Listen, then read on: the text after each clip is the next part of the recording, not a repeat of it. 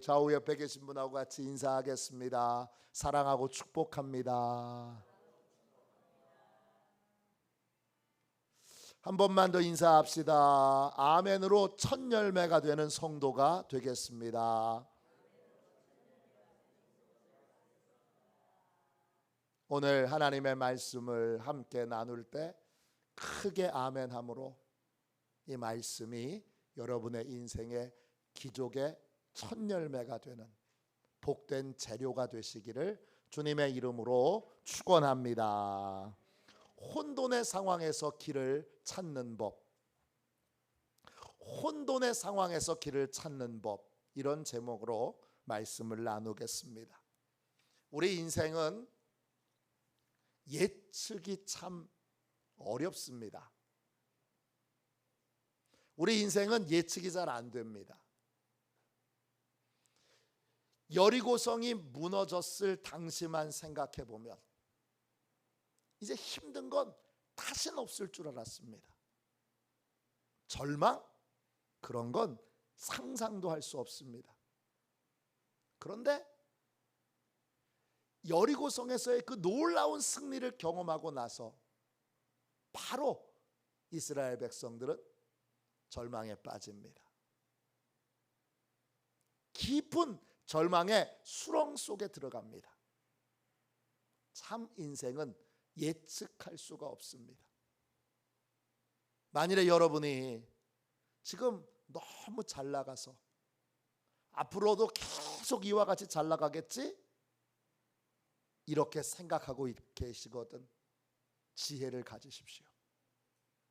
또 반대로 지금 여러분이 너무 힘들어서 죽을 것 같은 절망 가운데 있을 때에도 여러분이 동일하게 생각하십시오. 금방 좋은 시간이 찾아옵니다. 야, 내 인생에는 이제는 절망뿐이야. 아닙니다. 절대 아닙니다.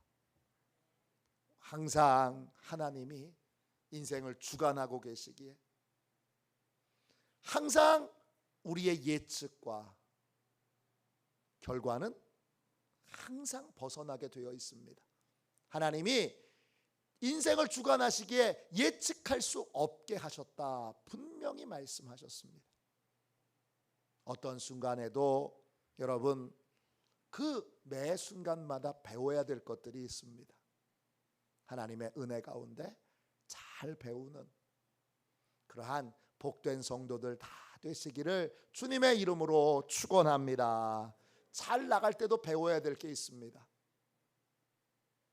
이스라엘 백성들이 위기를 만난 이유는 잘 나갔을 때 배워야 될 걸, 지켜야 될 걸 잘 못 지켜서 그렇습니다. 반대로 혼돈의 상황에 있을 때, 절망의 상황에 있을 때도 꼭 배워야 될 것들이 있습니다. 그걸 잘 배우면 전화위복으로 혼돈과 고통의 시간이 내내 형통과 평안을 유지하는 놀라운 축복의 재료로 바뀌어질 수 있습니다. 잘 나갈 때도 귀한 것들을 배우고 힘든 순간에도 귀한 것들을 배울 수 있는 화도시온의 모든 가족들 되시기를 주님의 이름으로 축원합니다. 오늘 말씀 보세요. 여호수아는요, 지도자가 된 이후에 가장 큰 위기를 만납니다. 여호수아는 이런 위기를 만난 적이 없어요. 처음이에요. 어떤 위기죠? 쉽게 정복할 줄 알았던 아이성 전투에서 패합니다. 여호수아가 전쟁에서 패한 건 처음입니다. 낯선 경험인 거예요.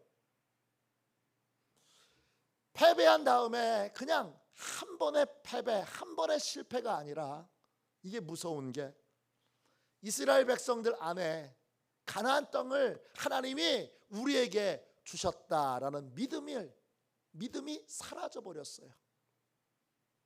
가나안 땅을 하나님의 도움으로 정복할 수 있다는 믿음, 소망, 용기를 다 잃어버렸어요.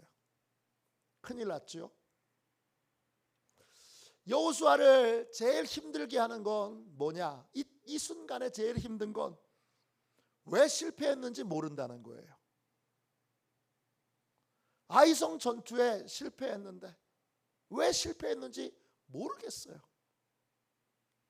또 앞으로 도대체 어떻게 이 문제를 해결해야 되는지 대책이 없습니다. 우리 인생에도 이런 혼돈의 순간이 반드시 있습니다. 믿음이 좋아도 있습니다. 여러분, 믿음이 좋으면 이런 순간이 없을 것 같은데 아닙니다. 있습니다. 교회가 복되게 잘 성장하는 과정에서 반드시 이런 혼돈의 시간이 있습니다. 교회가 하나님의 뜻대로 건강하게 세워질 때에 갈등도 어려움도 문제도 없을 것 같은데 그건 여러분의 머릿속으로 상상하는 것일 뿐, 교회가 크게 부흥할 때에는 반드시 이 혼돈의 시간들을 거쳐야 합니다. 가정도 마찬가지입니다. 여러분의 자녀들이 복되고 귀한 사람으로 성장하는 데에도 반드시 혼돈의 시간을 겪습니다.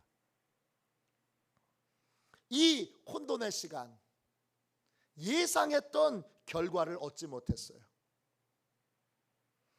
기대가 꺾이고 전혀 예상치 못했던 낯선 상황에 놓이게 됩니다. 하나님이 이루신다, 이런 확고한 믿음이 있었는데 어느 순간 그 믿음을 잃어버렸어요. 하나님이 반드시 소망하시는 바를 이루어 주신다, 이 분명한 믿음이 내 삶을 지탱하고 이끌어가고 있었는데 어느 순간에 그 믿음, 그 소망을 잃어버렸어요. 어떻게 해야 되는 거예요?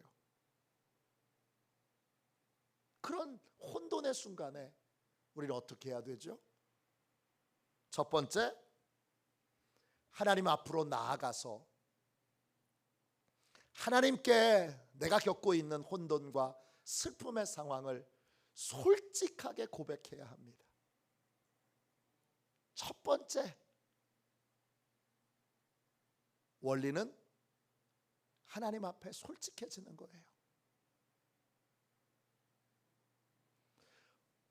내가 이렇게 해야 돼, 어떤 의무감을, 당위성을 나한테 강요하지 말고 하나님 앞에 솔직하게 나가야 돼요. 혼돈의 상황을 있는 그대로 고백하는 시간을 가지고 슬픔의 시간을 있는 그대로 고백해야 돼요. 간단하게 말하면 뭐예요? 내가 답을 갖고 있지 못하다는 걸 주님 앞에 인정하고 고백해야 돼요.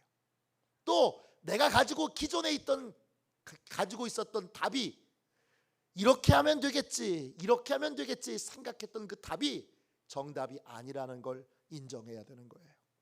그게 바로 솔직하게 고백하는 거예요. 오늘 말씀 6절 보세요. 여호수아는 이런 부분에 좋은 모델이 됩니다. 7장 6절 보세요. 여호수아가 옷을 찢고 이스라엘 장로들과 함께 여호와의 궤 앞에서 땅에 엎드려 머리에 티끌을 뒤집어 쓰고 저물도록 있다가, 여호수아는 처음 겪은 패배에 가감없이 자신의 슬픔과 고통을 고백합니다. 이스라엘은 슬픔을 표현하는데 크게 두 가지를 사용합니다. 대표적인 게 뭐냐? 옷을 찢는 겁니다. 또 하나, 재를 뒤집어 쓰는 겁니다. 지금 여호수아는 옷을 찢고 그리고는 재를 뒤집어 쓰고 자신이 큰 슬픔과 혼돈 가운데 있다는 걸 하나님 앞에 고백합니다. 그리고 혼돈과 이 슬픔 가운데 길을 찾기 위해서 하나님께로 나아갑니다. 그래서 하나님의 궤 앞에서 땅에 엎드려서 무릎을 꿇고 아침부터 저녁까지 조용히 그곳에 머물러서 웁니다. 슬퍼합니다. 죄를 뒤집어 쓰고 어떻게 해야 될지 모르는 이 혼돈의 상황을 고백합니다. 여호와의 궤에는 그 뚜껑이 있습니다. 여호와의 궤의 뚜껑을 윗덮개를 우리가 속죄소라고 부릅니다. 속죄소는 히브리어로 카포레트입니다. 뜻은 뭐냐 하면 가라앉힌다, 은혜의 장소, 이런 뜻입니다. 속죄소는 죄에 대한 하나님의 진노가 가라앉는 자리예요. 또 속죄소는 하나님의 은혜가 부어지는 자리예요. 우리에겐 어디죠? 우리에겐 성전입니다. 이 성전 앞에 나와서 하나님의 진노가 가라앉도록, 하나님의 은혜가 부어지도록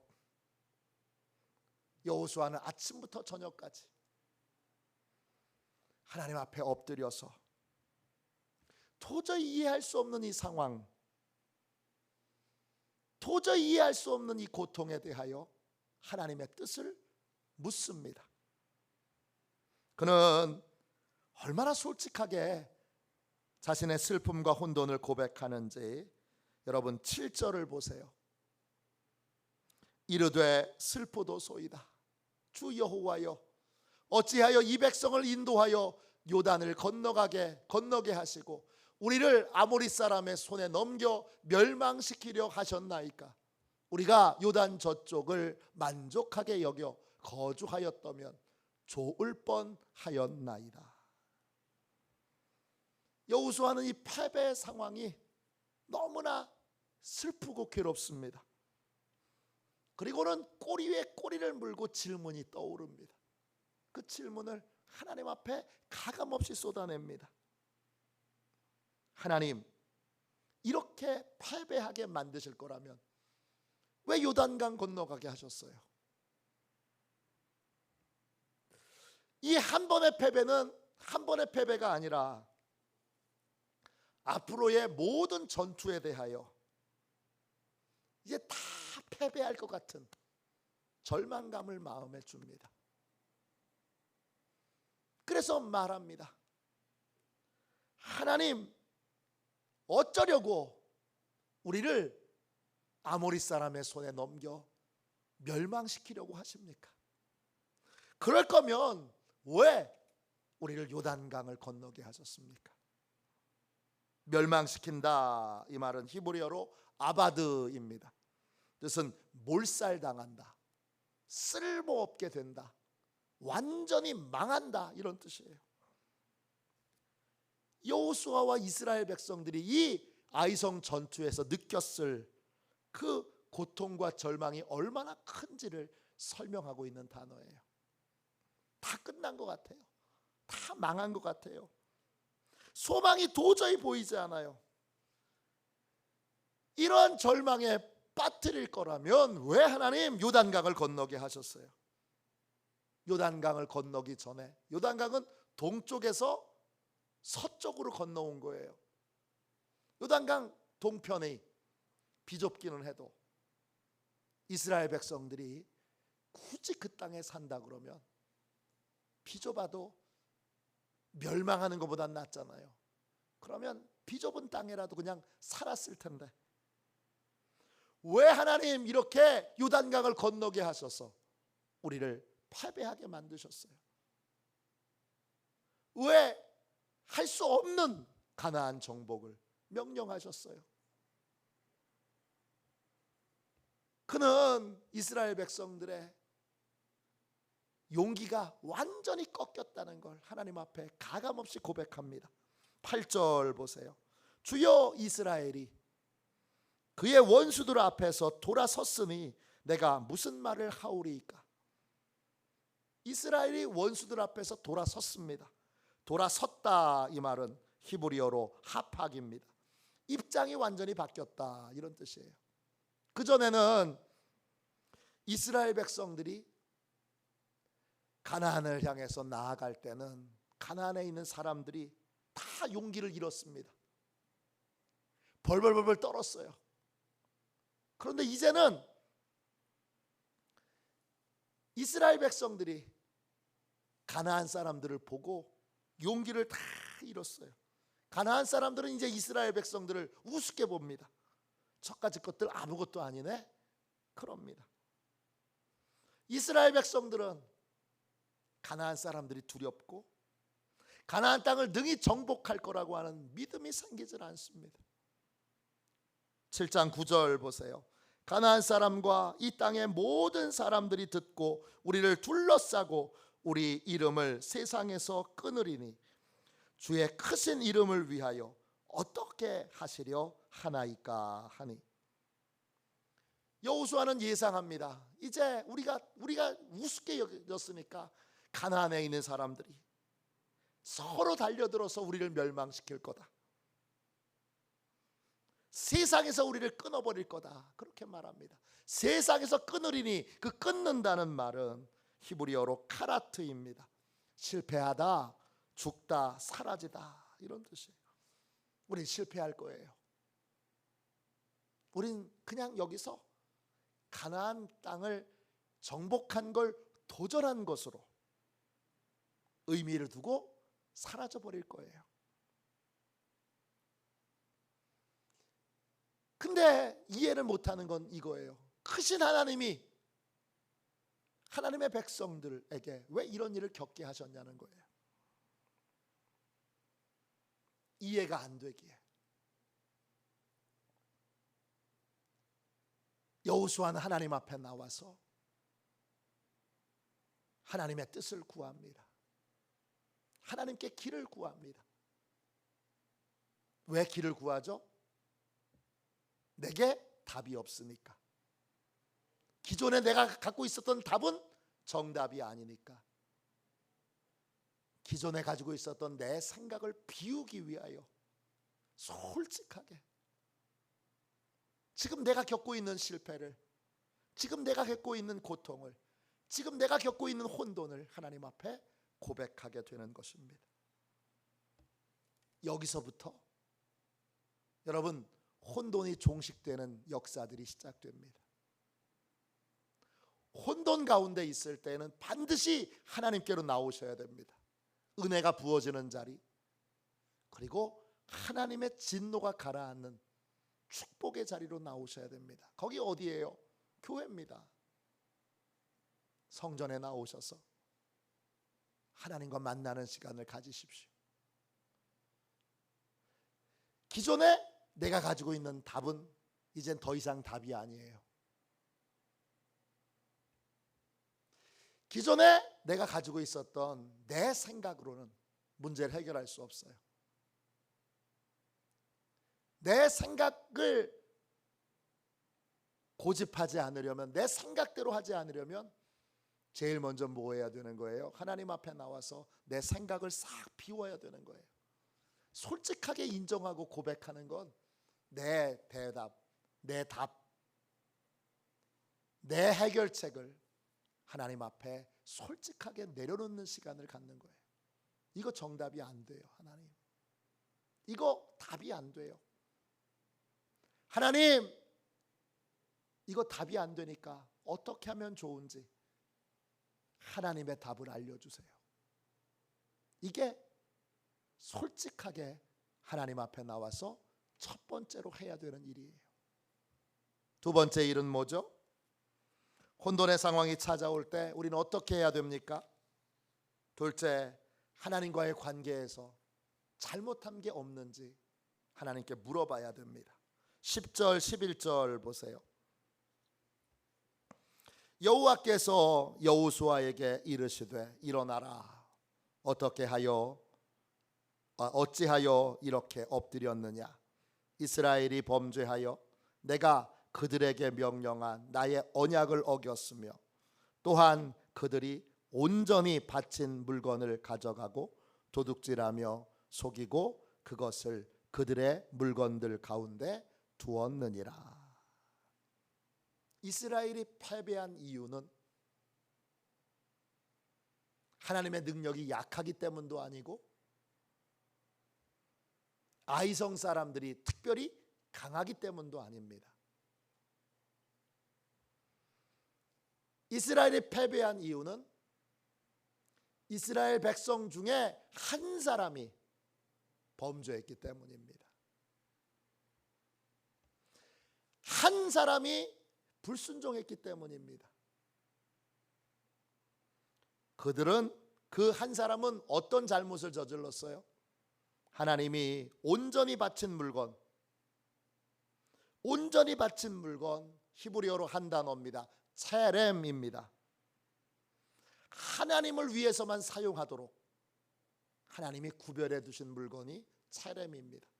이건 내가 내 것으로 삼아서는 안 되고 하나님께 온전히 드리든지 아니면 하나님의 뜻대로 그 모든 것들을 파괴하거나 써야 합니다. 이게 체렘이에요. 오직 하나님을 위해서만 사용되도록 구별해 놓으신 이 체렘을 한 사람이 도둑질했어요. 여리고는 체렘이어서 어떤 것도 어떤 물건도 내 것으로 취해서는 안 돼요. 근데 그것을 한 사람이 자기가 보기에 귀중한 것을 도둑질하고 그것들을 감추고 속여서 전혀 체렘을 손댄 것처럼 보이지 않도록 그렇게 행동을 하고 있어요. 그 한 사람의 도둑질, 그 한 사람의 불순종이 아이성 전투에서 패배하게 만들었고 이스라엘 정복에 대한 가나안 정복에 대한 이스라엘 백성들의 믿음과 소망을 잃어버리게 만들었어요. 두 번째, 혼돈에서 길을 찾을 때 우리는 자꾸 다른 사람을 보게 돼요. 적이 너무 큽니다. 문제가 너무 큽니다. 내게 상처와 고통을 준 사람, 그 사람이 문제입니다. 자꾸 문제의 원인을 외부에서 찾으려고 해요. 하나님 앞에 나왔을 때 두 번째 해야 되는 건 뭐죠? 혼돈에서 길을 찾으려면 하나님과 나의 관계가 어떠한가? 이걸 확인하여 하나님, 제가 하나님과의 관계에서 잘못한 것이 있으면 알려주세요. 내 잘못을 고치는 것으로부터 혼돈의 상황을 해결해야 하는 겁니다. 내가 사람 앞에서는 잘못한 게 없을지 몰라요. 근데 하나님과의 관계에도 과연 그러한가? 하나님께 물어야 되는 것입니다. 하나님, 제가 하나님께 불순종한 거 없습니까? 제가 하나님께 잘못한 거 없습니까? 제가 하나님의 뜻대로 하지 못한 게 없습니까? 하나님의 도움을 받으려면 하나님께 잘못한 부분에 대하여 내가 고쳐야 되는 것입니다. 그래야 하나님의 도움을 받을 수 있습니다. 두 번째 원리는 하나님과의 관계에서 잘못한 것이 없는지를 하나님께 물어야 됩니다. 그리고 잘못한 것이 있으면 어떻게 해야 돼요? 고쳐야 합니다. 그 고칠 때 여러분, 세 번째, 혼돈의 상황이 찾아올 때 어떻게 해야 될까요? 내가 배워야 할 믿음의 원리를 하나님께 물어야 됩니다. 7장 12절입니다. 잘못한 것이 있어요. 그러면 그걸 고쳐야 돼요. 고친다는 게 어떤 거예요? 믿음의 원리를 배우는 거예요. 모든 사람들에게 적용되는 믿음의 원리, 또는 하나님이 나한테만 주신 특별한 사명, 이것이 있는지를 하나님께 물어야 합니다. 12절 보세요. 그러므로 이스라엘 자손들이 그들의 원수 앞에 능히 맞서지 못하고 그 앞에서 돌아섰나니 이는 그들도 온전히 바친 것이 됨이라. 그 온전히 바친 물건을 너희 중에서 멸하지 아니하면 내가 다시는 너희와 함께 있지 아니하리라 그랬어요. 하나님이 말씀하셨어요. 온전히 바친 것, 그게 차렘이잖아요. 이 차렘의 신앙을 지키지 않으면 내가 너하고 함께 있을 수 없다. 우리는 어떤 순간에도 차렘의 신앙을 지켜야 하는 것입니다. 차렘의 신앙을 지키지 않으면 하나님과 함께 할 수도 없고, 원수와의 싸움에서 이길 수도 없고, 원수 앞에서 능히 승리할 수도 없습니다. 이 차렘의 신앙의 가장 기본은 11조입니다.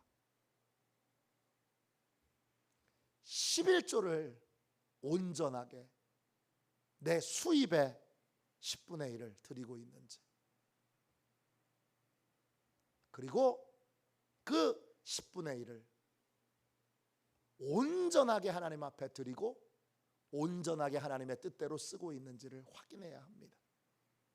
여기에는 하나님이 타협이 없으세요. 믿음의 원리에는 타협이 없으세요.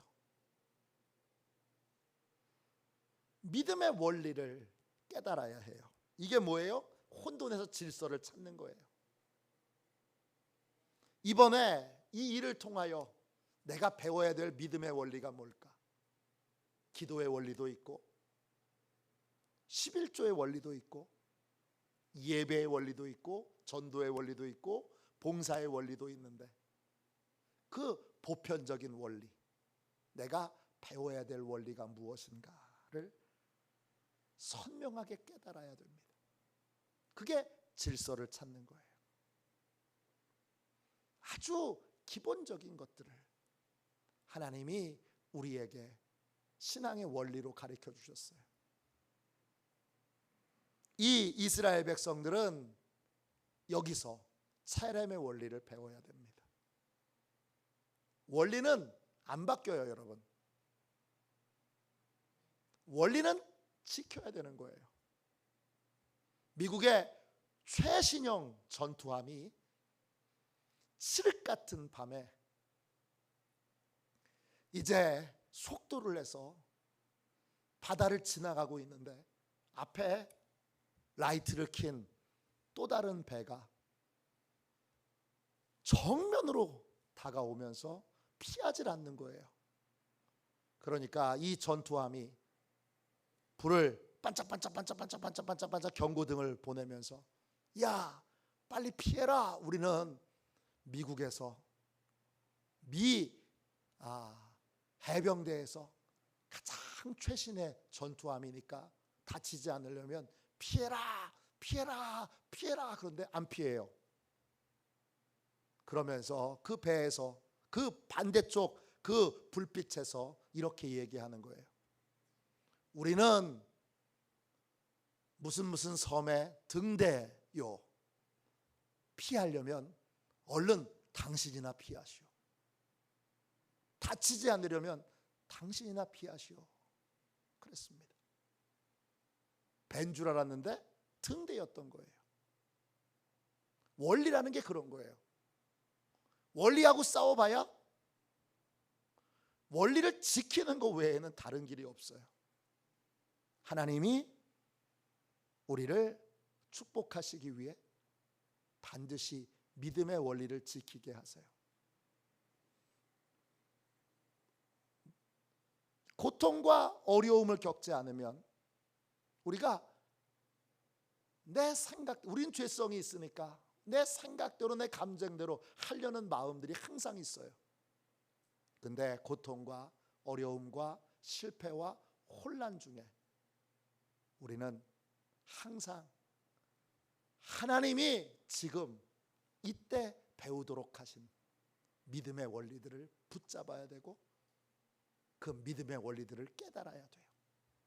이게 혼돈에서 벗어나는 길이에요. 이 혼돈을 통해서, 이 흑암을 통해서, 이 공허를 통해서 하나님이 이번에 알려주신 믿음의 원리는 이것입니다.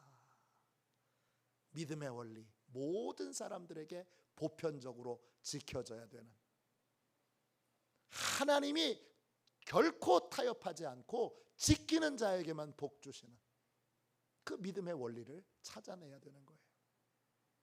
마지막 네 번째로, 혼돈의 상황이 찾아올 때 어떻게 해야 될까요? 새롭게 배운 믿음의 원리를 삶에 적용하는 훈련을 시작해야 합니다. 13절 보세요. 너는 일어나서 백성을 거룩하게 하여 이르기를 너희는 내일을 위하여 스스로 거룩하게 하라. 이스라엘의 하나님 여호와의 말씀에 이스라엘아 너희 가운데에 온전히 바친 물건이 있나니 너희가 그 온전히 바친 물건을 너희 가운데에서 제하기까지는 내 원수들 앞에 능히 맞서지 못하리라. 하나님이 거룩하게 하라고 하셨어요. 무엇을 위해서요? 내일을 위해서. 지금 이스라엘 백성들에게는 내일이 없어요. 내일은 어떻게 생겨요?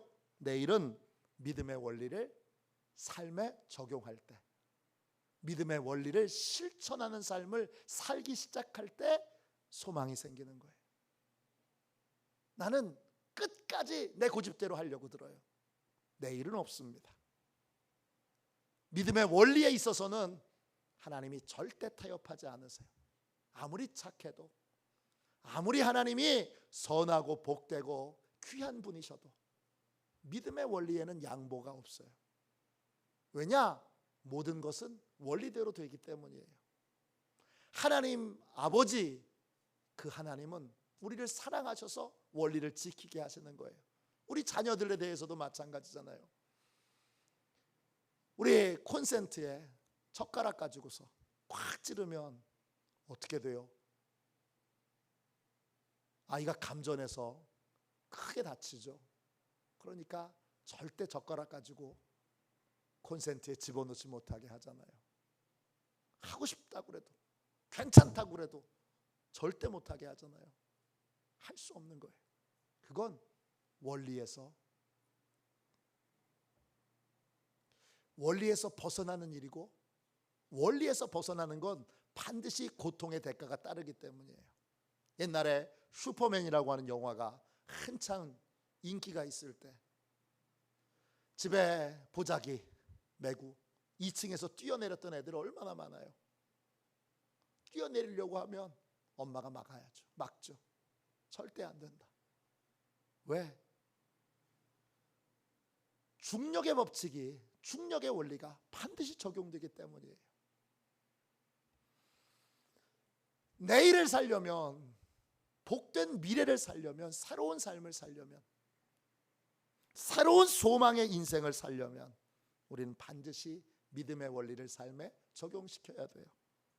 이스라엘 백성들은 믿음의 원리를 파괴한 한 사람을 제거하는 것으로부터 스스로를 거룩해 함으로 내일을 위하여 하나님이 믿음의 원리를 가정에, 믿음의 원리를 나라에, 믿음의 원리를 백성들에게 적용시켜 주십니다.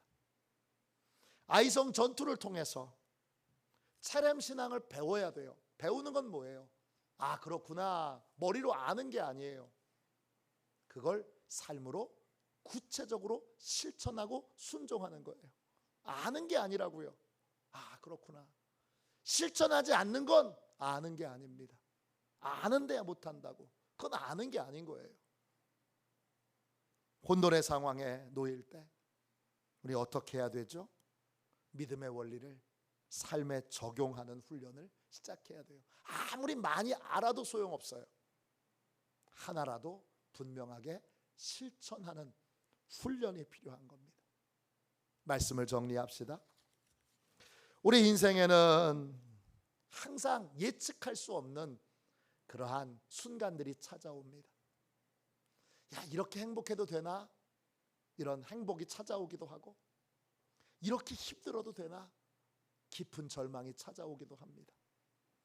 특별히 그 깊은 절망, 혼돈의 순간이 찾아올 때 우리는 하나님 앞에 나와서 내 대답을 깨끗하게 비워야 돼요. 그리고 내가 고치고 바꿔야 될 부분이 뭔지를 하나님께 들어야 돼요. 그리고 그 고치고 바꾸는 것을 통해 믿음의 원리를 배워야 되고 믿음의 원리를 따라 사는 삶을 살아야 됩니다. 그러면 혼돈에서 질서로,